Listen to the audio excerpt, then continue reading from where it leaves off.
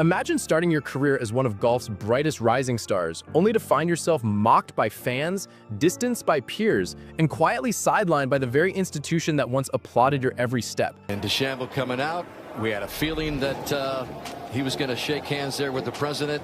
Bryson DeChambeau's journey is not a simple redemption arc. It's a complicated war of ideas, image, and identity. He wasn't just bold, he was controversial, and somewhere along the way, people stopped listening. Bryson James Aldrich DeChambeau was born in 1993 in Modesto, California, into a world where his father, John, taught golf. From the beginning, Bryson didn't just swing clubs, he questioned them. While other top juniors mimicked swings, Bryson wondered, why does each iron differ in length? Why guess yardage when you can calculate it? By age 15, he engineered his own set, all irons matching in length. That wasn't showmanship, that was proof of concept. At Southern Methodist University, he didn't just make a name, he crafted one. In 2015, Bubba awarded him an unprecedented double, NCAA Individual Championship and US Amateur in a single season, something only Nicklaus and Woods had done. Suddenly, he wasn't just another good player, he was the experiment. When he turned pro in 2016, Bryson carried tools, physics models, chalk, and loaded analytics into every tournament. Every shot was a hypothesis, every angle a variable to solve. He wore a modern flat cap in homage to Ben Hogan, but the rest of his look and process screamed. Did you see what he did? Both hands in the air as if to say, you wanted it, you got it. Yep. He measured spin, he logged launch angles, he debated lie angles. He wasn't swinging, he was engineering. That novelty got applause at first, but it didn't take long before fans, players, and administrators began to bristle. For years, the pushback took the shape of whispers, but by 2018 to 2019, it became audible. Slow play, obsessive, disruptive. A viral clip from the Northern Trust showed Bryson spending over 2 minutes measuring an 8-foot putt. Bridges weren't burned, they were scorched. Brooks Koepka, no stranger to conflict, went public. I just don't understand how it takes a minute and 20 seconds to hit a golf ball. It's not that hard. The tension escalated. One day during an interview, Koepka rolled his eyes as Bryson walked by. The clip exploded online. Fans chanted Brooksy. The PGA Tour intervened, warning spectators against heckling him with that chant. Then came the Red Ants moment. In 2020, during the WGC FedEx St. Jude Invitational, Bryson requested relief from alleged fire ants near his ball. The moment became meme fodder. Critics said it was dramatics. Bryson claimed it was situational, backed by rules when the ball's area posed a physical risk. Try defending each shot with physics, logic, and procedure in an arena of instinct and tradition, and you invite scrutiny. Bryson didn't dodge it. By then, the world had already picked a side. You either saw him as a genius pushing the sport forward, or a know-it-all with no rhythm. In 2019, Bryson pulled off another shift, the body. He added 40+ pounds of muscle within 12 months, transforming from lean scientist to imposing behemoth. The goal? Become the longest driver in golf. The whispers grew louder. Critics scoffed. His physique didn't come with an easy pass. Yet in 2020, Bryson turned the narrative. At the US Open at Wingfoot, he bombed drives, methodically played a course built to punish power, and finished under par to win by 6 strokes. Not only did he win, he did it his way. It looked like vindication. Still, the more he won, the more the backlash grew. Because DeChambeau wasn't just altering how golf could be played, he was confronting who decided how it should be played. Even a major win can't silence years of built-up tension. By 2022, the stakes escalated. Bryson joined LIV Golf, the Saudi-backed alternative league that challenged golf status quo. Suddenly, his critics saw more than eccentricity. They saw betrayal. Whether it's, a new format, teams, that's personally one of my favorite things about live golf is the team aspect. No, I think it's enhancing the spirit of the game. The PGA Tour responded swiftly. Commissioner Jay Monahan announced indefinite suspensions for all LIV defectors. Well, I talked to players.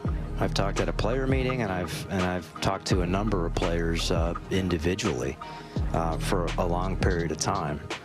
And I think you'd have to be living under a rock to not know that there are significant implications. Bryson's name began to vanish. No longer was he the quirky scientist or powerful champion. He was the defector. Sponsors quietly distanced. Broadcasts minimized or omitted mention. In effect, he was being silenced, not by court order, but by exclusion. The walls closed in through omission, not censorship. Bryson still played majors, still counted stats, but one core platform had turned its back. He claimed he gained time to invest in himself. That may have been true, but it also marked a fracture. The institution no longer embraced him. Behind it all, rumors circulated. Did the tour quietly pressure media? Did they limit broadcast exposure? Did they push sponsors away? The answers were murky. The silence, though, was loud. If the PGA Tour shut a door, Bryson built another, digitally. His YouTube channel, launched earlier, exploded. By 2023, it was a hub of golf deconstruction, club experiments, physics challenges, and personal insights. He hit over 1 million subscribers, eclipsing even some tour broadcasts. Then came on-course redemption. In 2023, Bryson won a LIV. Again, he nearly won a major, finishing 1 shot behind. His aura, once muted,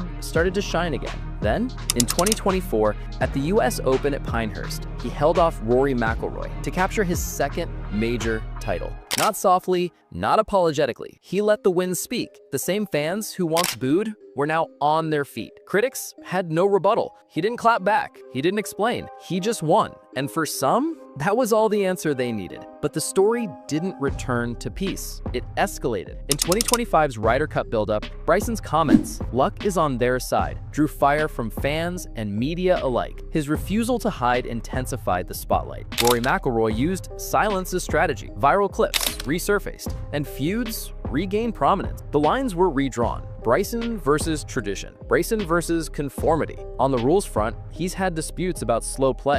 At the 2025 Open Championship, his group was put on the clock. He pushed back, arguing he lost time trying for drivable lines and precise positioning. Analyst Brandel Chambly has recently said, "The dispute shows why Bryson will be a boon for the US Ryder Cup team." In his defense, Bryson's positional and timing demands often clash with tour pace norms. Over 2025, several viral fan clips surfaced, from Royal Portrush spotter exchanges to on-site audio saying, miss it, jibes, sparking debates on fairness and fan etiquette. He's also publicly stated the PGA Tour refuses to let LIV players re-enter certain events, including Procore, a tune-up event ahead of the Ryder Cup. And behind the scenes, his relationship with his former coach blew up. Mike Shea accused Bryson of cutting off funding to a junior tour named after his father. She claimed exploitation. Bryson called the accusations complete and utter lies. Every conflict points back to this. Not just power or money, control of narrative. Because Bryson was never just a golfer. He became a question mark, a lightning rod, a proof point. His existence forced golf's gatekeepers to ask, who defines legitimacy? When an institution subtly pushes someone to the margins,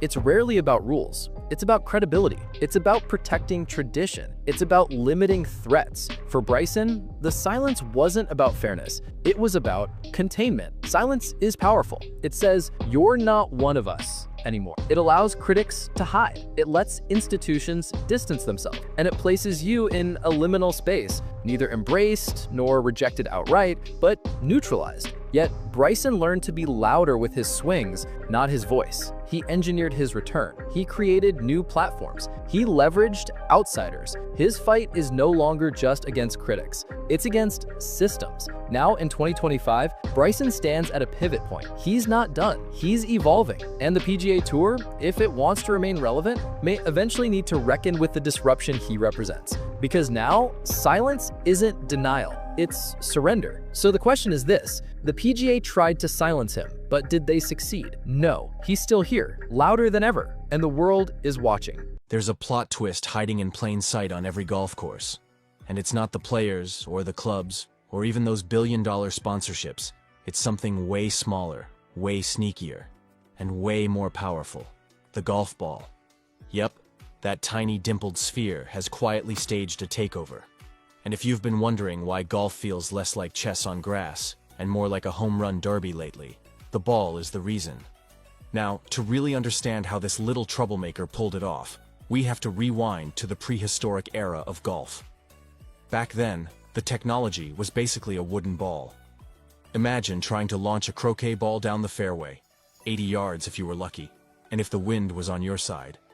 Golf wasn't so much a sport as it was an excuse to get some light exercise and argue about Scottish weather. Then someone got fancy. Enter the feathery, a leather pouch stuffed with goose feathers, hand-stitched so tight it would have made a Victorian corset blush. These balls were expensive, fragile, and about as water-resistant as a tissue. Get them wet, and they'd just give up. Only the rich could afford to ruin them regularly, which is why early golf was basically an aristocrat's pastime. But the mid-1800s changed everything.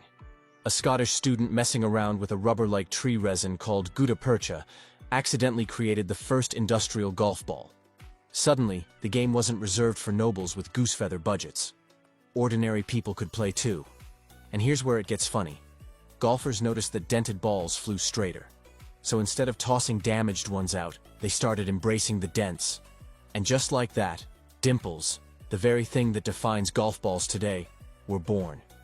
The early 20th century brought more upgrades: rubber cores, wound layers, special coatings, the works. And for decades, it was a balancing act. Manufacturers kept tweaking balls to find the sweet spot between distance and control.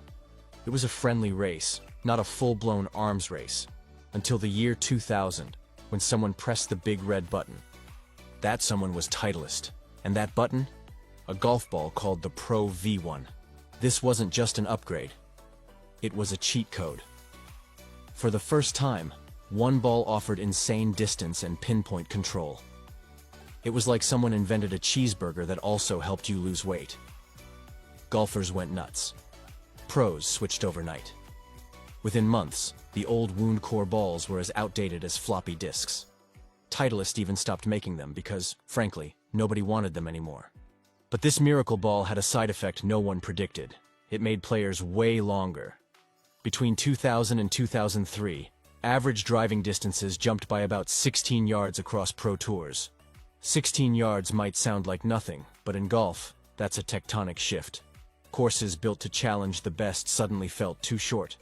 Par 5s turned into drive and chip par 4s. Legendary holes that once demanded strategy became target practice. The result? Course architects went back to the drawing board, literally. Augusta National, home of the Masters, had to stretch from under 7,000 yards to over 7,400 in just a decade. And they weren't alone. Everywhere fairways were extended, tees pushed back, greens repositioned. And guess what that meant? More land, more water, more mowing, more chemicals. Golf, once proud of its pristine landscapes, was now catching heat for its environmental footprint. Classic courses with rich history were being bulldozed into new shapes, and new courses were sprawling over hundreds of acres, some as big as entire neighborhoods, just to keep up with the power game. Even the U.S. Golf Association admitted this was a problem. They said the endless cycle of longer balls, longer courses, was choking the game's future. Golf's soul, the slow, strategic, methodical rhythm that defined it, was fading, replaced by a simple question: how far can you hit it? But here's the hilarious twist. Golfers loved it. Pros felt invincible. Amateurs bragged about bombing drives past their buddies. And brands? Oh, they made a killing selling just a little more distance in every new model. It was a marketing dream come true. By the 1980s, the biggest hitters on tour averaged around 270 yards. Today, over 320, and still climbing.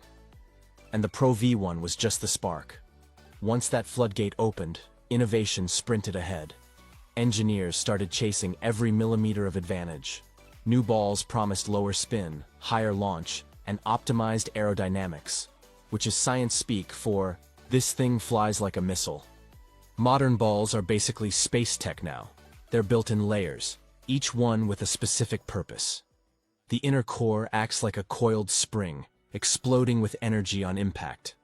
The mantle layer controls spin so your shots don't balloon into the next zip code.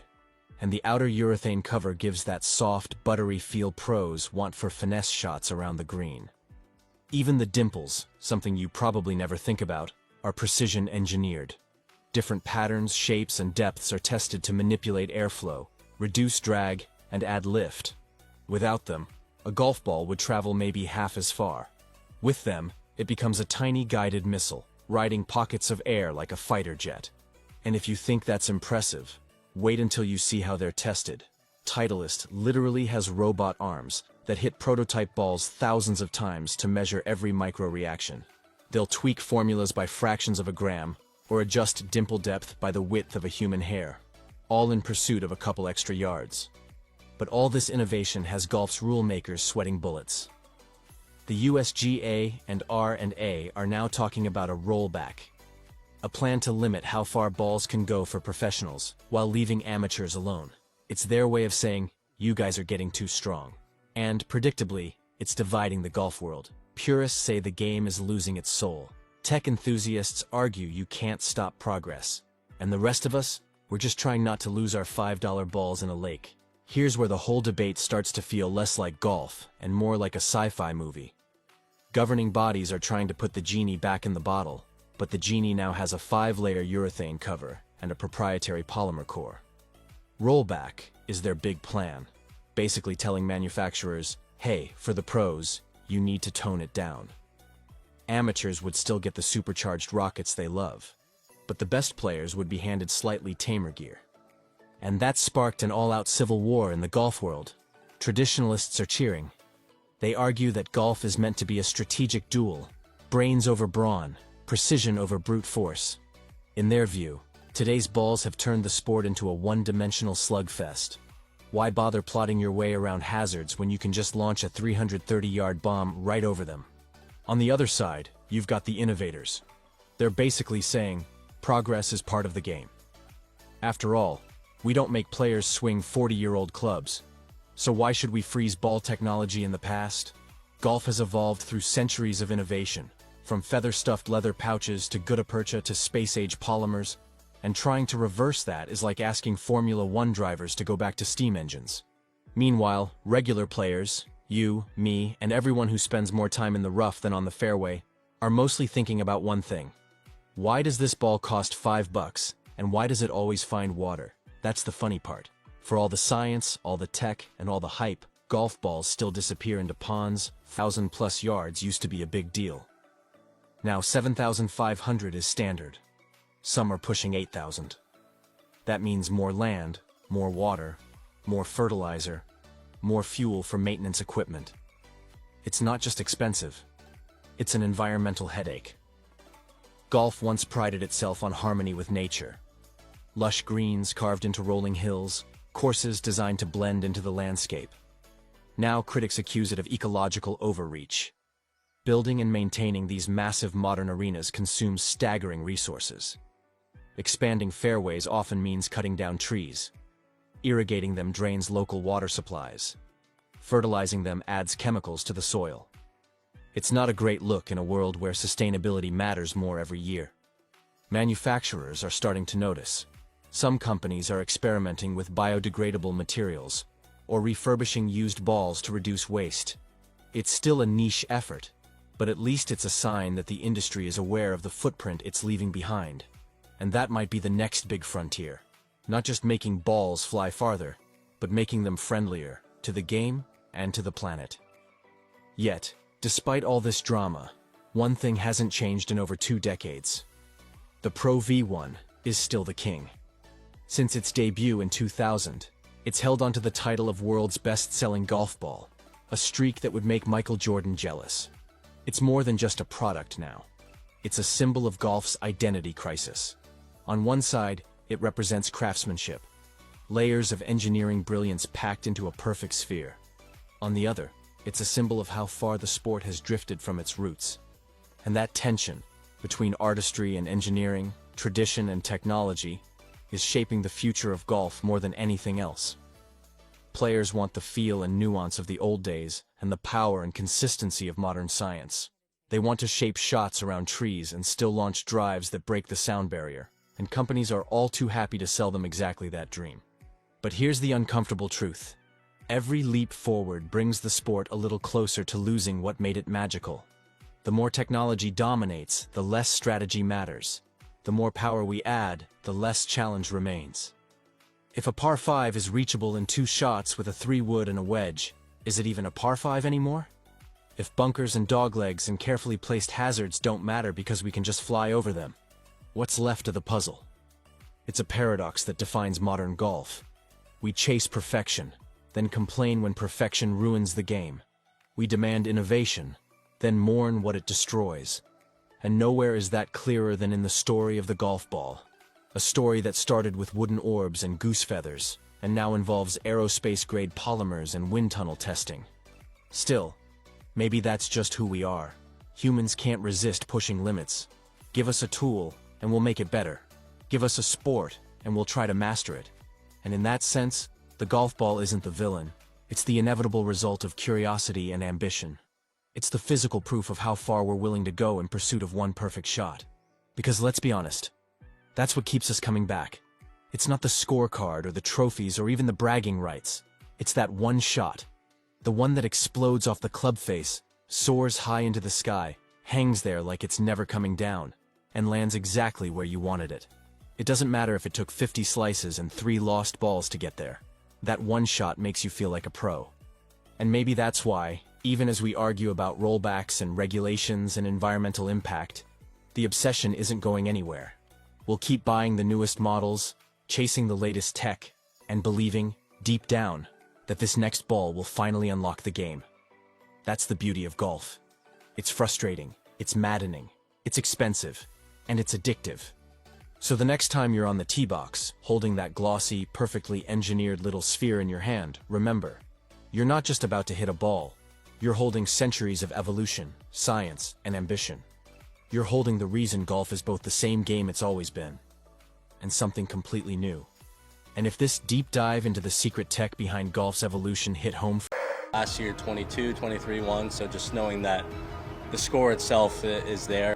Imagine a teenage kid turning up at a major tournament and simply making the cut, as if nothing remarkable happened. That's exactly what Michael Thorbjornsen did. But in a world that prefers spectacle, his arrival looked more like a whisper than a roar. Michael was born in 2001 in Cleveland, Ohio, but his story spans continent. His mother, Sandra Chang, is from Zimbabwe and played college golf in Ohio. His father, Thorbjorn, hailed from Norway. From the very beginning, Michael was not just someone who played golf. He questioned it. By age 2, plastic clubs were part of his play. By 4, he was tagging along to the course. By 6, he was sharpening his swing. The divots in junior tournaments began telling the story. He won the U.S. Kids World Championship at ages 10 and 11. Those were early signals of a kid who couldn't be measured by age brackets. In 2018, at just 16, he claimed the U.S. Junior Amateur at Baltusrol, earning a spot in the 2019 U.S. Open at Pebble Beach. There, as a high schooler, he made the cut. He finished 79th, a feat so rare for an amateur at that age it made insiders sit up. Then came Stanford. Choosing that university wasn't just about pedigree, it was where mechanics meet mental toughness. On the collegiate circuit, Thorbjornsen's consistency stood out. Multiple top 10 finishes, capturing the Pac-12 championship,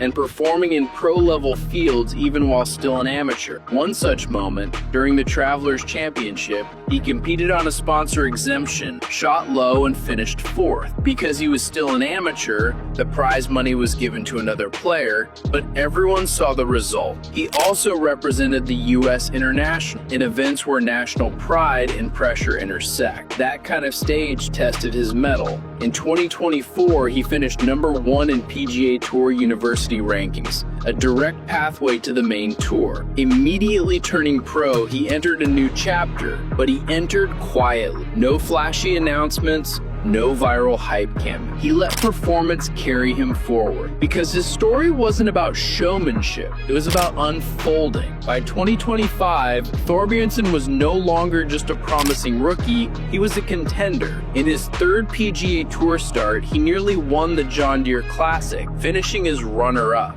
Soon after, he tied for 2nd at Corrales Punta Cana. Both results screamed, this kid doesn't just hold his own, he challenges. But distance alone isn't enough. What separates him is how he pairs power with crisp control. In 2025 through June, he ranked top 5 in driving distance, averaging well over 316 yards off the tee. He's not just out-driving others, he makes the longer clubs accurate. In several recent events, his strokes gained off the tee hovered around plus 0.4, placing him among the elite instead of the hope. He's earning advantage, not luck. At the same time, he posted greens in regulation near 69 to 70%. That means his long game slots him an advantage, not as the one-trick bomb thrower, but as someone who gives himself birdie chances. His weakness? Putting. Over a series of tournaments, he posted a negative strokes gained putting, ranking in the lower third of full-time players. It's not disastrous, it's a gap, a realistic one, but elite champions refine gaps. His swing mechanics deserve praise. It's athletic, fluid, and consistent.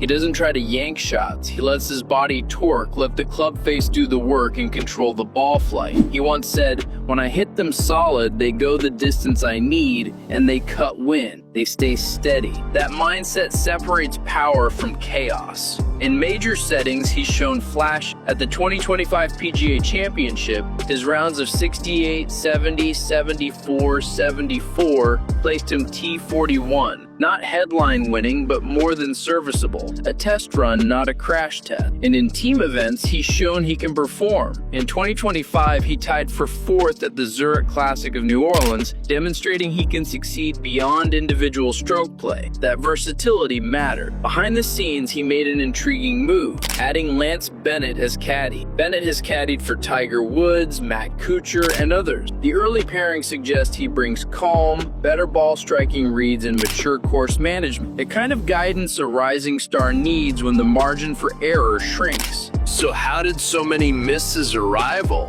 A few reasons. First, he isn't loud. He doesn't chase viral moments or hype. He works. He competes. He shows. In an era obsessed with clickbait, quiet excellence is a liability. Second, saturated waves of promising rookies. In a field flush with rising names, Hogegaards, Kordas, Poggeaters, media attention is fragmented. He's a blast in a room full of fireworks. Third, the pathway was unobtrusive. He didn't have to dominate the Korn Ferry Tour or rely solely on sponsor invite. He progressed to the collegiate route, steady, controlled, and under the radar. Fourth, he already plays mature. He doesn't chase attention. His demeanor is grounded. That often translates to low media noise. It's a strength until you know. Now, as the lights move toward him, the questions sharpen. Can he close? 2 near misses early in his pro career show promise, but also the killer instinct he must forward. Can he turn length into totality? Power is incomplete without finesse.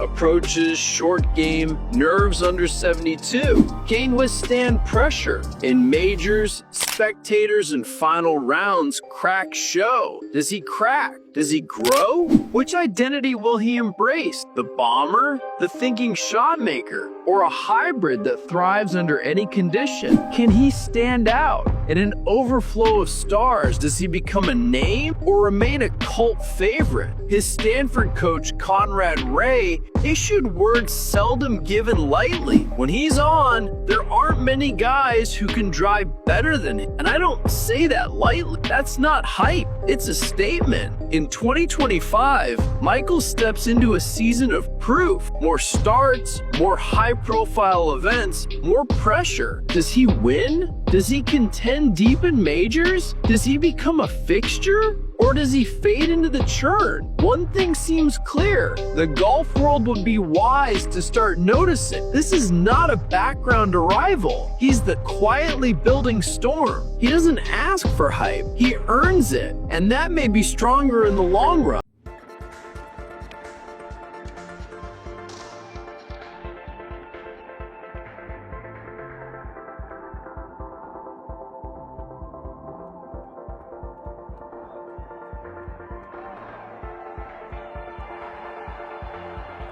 You ever walk into a sports store, stare at the wall of golf clubs and think, these things better come with a personal butler for that price? That's pretty much where this story begins. Not in some boardroom, but with a regular golfer in one of the coldest countries on Earth wondering why a few metal sticks cost as much as a used car. Finland isn't exactly the place you'd expect a golf revolution to spark. Half the year it's buried under snow, and when summer finally rolls around, it's like a blink and you'll miss it event. A few warm weeks, a couple mosquito-filled rounds, and then back to frostbite. Most golfers there are just happy if they can swing without wearing 3 layers of fleece. But maybe that's exactly what gave this guy perspective. When the season's short, every round counts.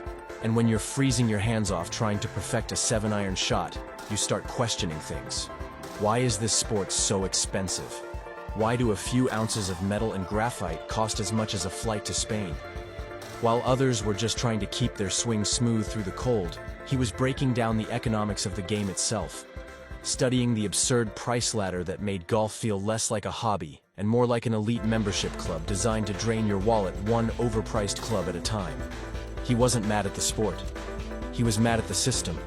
$1,400 for a set of irons from Callaway or TaylorMade? Seriously?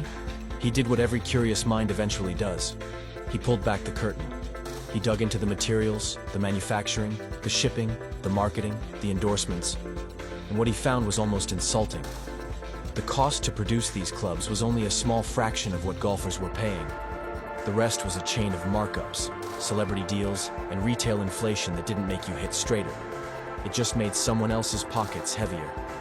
That realization didn't just annoy him, it inspired him. If the gear itself wasn't the problem, then the system was. So he decided to do something radically simple. Make top-tier clubs without the unnecessary noise. No celebrity faces, no billboards, no tour-only mystique. Just great gear at fair prices. And just like that, Takomo Golf was born. A name that sounded mysterious, even sleek. And in a way, that fit. It came from a cold country, but burned with rebellion. The first thing that really stood out about Takomo wasn't the product itself. It was the attitude behind it. While the big brands were busy yelling about their new technology, AI-powered precision, and revolutionary feel, Takomo took the opposite route. No grand promises, no buzzwords, just a calm, confident message that said, "We're not here to rip you off. We're here to make sense." Their website looked like something out of a modern design studio. White space, clean edges, subtle fonts, zero flash. The clubs mirrored that same philosophy. Simple, sharp, and functional. No racing stripes pretending to add speed. No glossy fake carbon fiber that screams marketing gimmick. Just pure, cold precision that looked like it belonged in a Scandinavian art museum. There's even a word for that kind of mindset, sisu. A uniquely Finnish form of quiet toughness. It's not loud or showy. It's about pushing through, doing things right, and letting the results speak louder than any slogan ever could. The first release, the Iron 101, dropped in 2021, right in the middle of a global pandemic. Talk about timing, right? But here's the twist. The timing couldn't have been better. COVID-19 turned the world upside down, but it did something oddly beneficial for golf. While stadiums went silent and gyms shut their doors, golf quietly became the escape everyone needed. It was outdoors, naturally distanced, and gave people a sense of normalcy when everything else felt like chaos.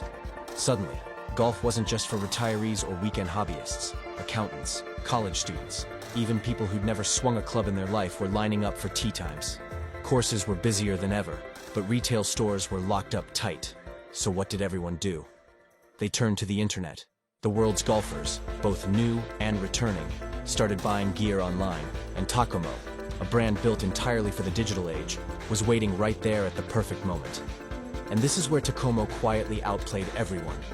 They didn't need retail stores or middlemen. They were built for e-commerce from day one. While the big brands were scrambling to adapt, Takomo already had the system in place. Direct-to-consumer, transparent pricing, and simple options. But they knew they had a perception problem. Golfers are a loyal bunch, and loyal is a polite word for stubborn. Most won't even switch balls, let alone try a new brand of clubs they've never touched. So Takomo came up with a plan. Instead of begging people to trust them, they gave them a risk-free way to do it. You buy the clubs, test them on your own course, and if they don't feel right, send them back. No hassle, no guilt. It flipped the traditional model upside down. Instead of trying before buying, you buy before trying. But with total freedom to change your mind. That move built instant credibility. Suddenly, golfers were taking chances. And once they did, they were hooked. The reviews started rolling in, not from glossy magazines, but from real players. Reddit threads lit up with golfers saying things like, "These feel better than my $1,200 Mizunos," or, "I didn't expect much, but wow." YouTubers followed, small channels first, then bigger ones, testing Takomo clubs head-to-head against legacy brands. And the results were often shockingly close. Some even favored Takomo. Now, that doesn't mean Takomo reinvented the golf club. They didn't pour millions into some new tungsten-injected AI-face titanium miracle. What they did was smarter. They took what already worked, refined it, and stripped away the waste. It's like building a Tesla without the ludicrous mode. All the performance, none of the pretense. Of course, the golf establishment wasn't thrilled. Traditionalists said Tacoma was just a copycat brand, piggybacking on decades of R&D from the giants. And to be fair, there's truth there. Companies like Titleist and TaylorMade spend absurd sums refining club design. But here's the flip side. Innovation isn't always about invention. Sometimes it's about efficiency. You don't need to reinvent the wheel if you can make it spin smoother for half the price. Even big-name reviewers like Rick Shields, arguably golf's most trusted voice, gave Tacoma serious attention. His verdict? The clubs performed. The feel was solid, the look was classy, and the price, unbeatable. Sure, he pointed out that brands like Callaway drive innovation, but he also acknowledged something important. The average golfer doesn't need a research lab, they need reliability. Then came the influencer era, but instead of paying people to read a script, Tacoma did something clever. They gave creators equity, not a check, but ownership. So when golf YouTubers like Grant Horvat or the Bryan Bros featured the brand, they weren't shilling, they were invested. Literally, that changed the tone. The conversation sounded authentic because they were.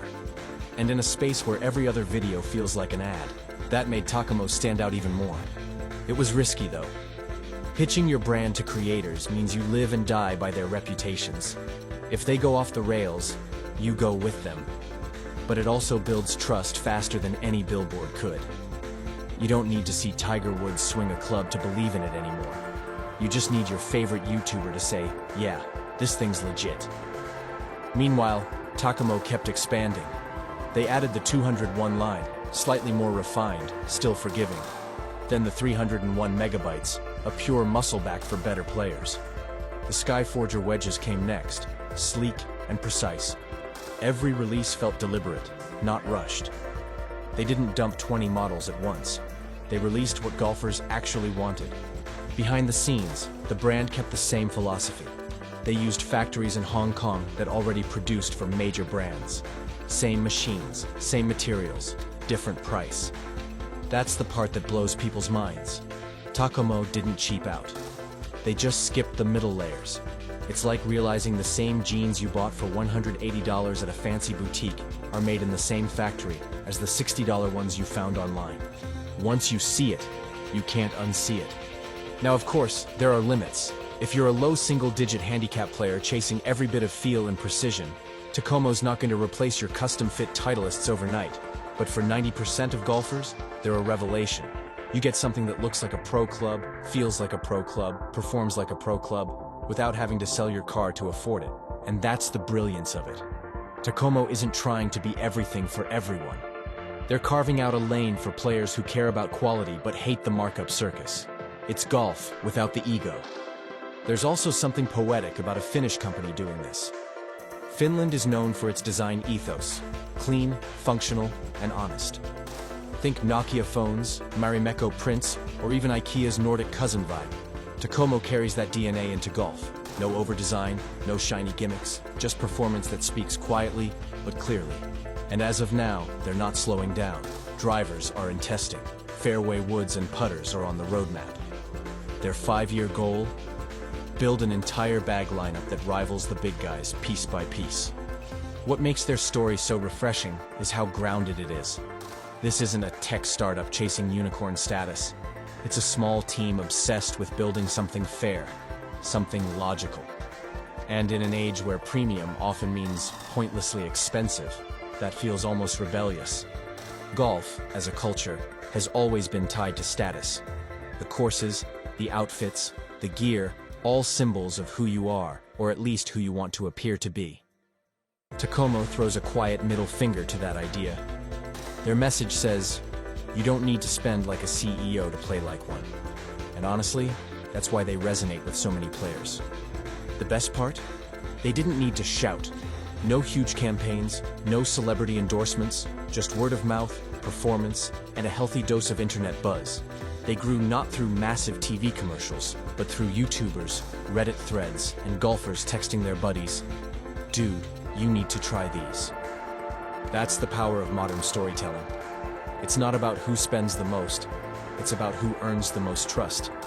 And Takomo did that the hard way, by delivering. So next time you walk past those glossy display racks filled with clubs that promise 10 more yards and game-changing spin rates, remember the quiet brand from Finland that called the industry's bluff. A guy who just wanted to play golf without going broke ended up shaking one of the most tradition-heavy industries in sports. That's not luck, that's focus. Maybe the lesson here isn't about golf at all.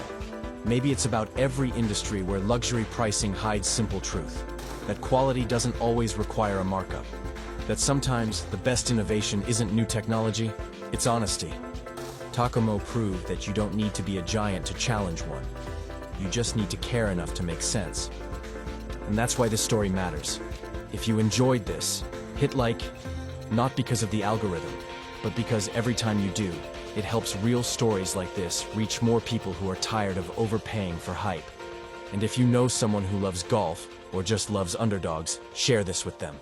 Who knows, the next time they hit the course, they might be swinging something that started as a spark in a frozen finish workshop.